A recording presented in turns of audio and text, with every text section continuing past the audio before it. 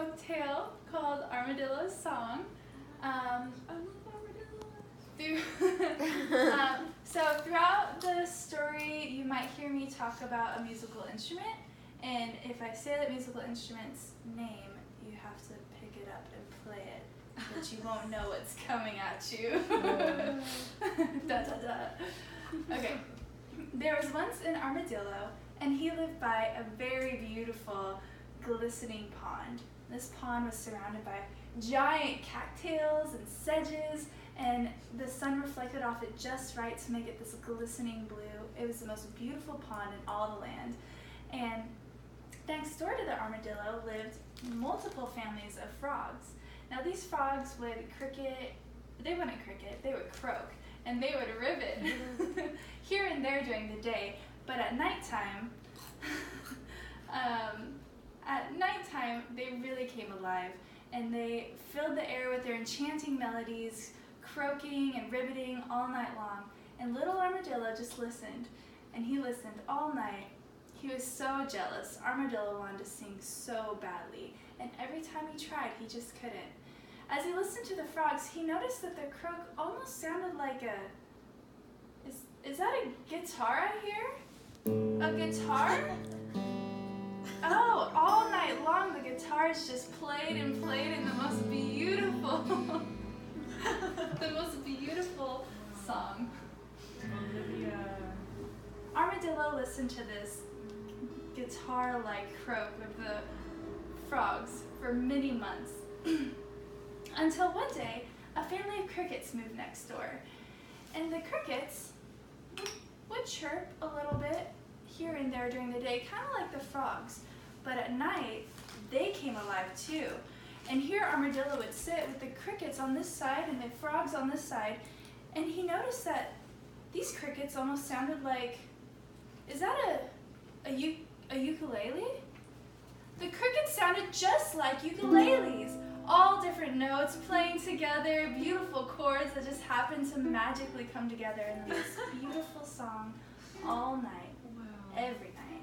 Armadillo just wished and wished that he could sing as beautiful as his neighbors. Armadillo got so frustrated with his inability to be able to sing that one day he decided to go for a walk. So there he went walking down the road, and he noticed a merchant was coming down the road, and on his cart was cages and cages of canaries. And guess what the canaries sounded like? A harmonica? A harmonica! He heard their beautiful, harmonious chirping as they passed by, and that was the last straw. Armadillo couldn't take it anymore. He wanted to sing so badly that he sought out the most powerful and prestigious wizard in all the land. He knocked on the door, and the wizard opened it.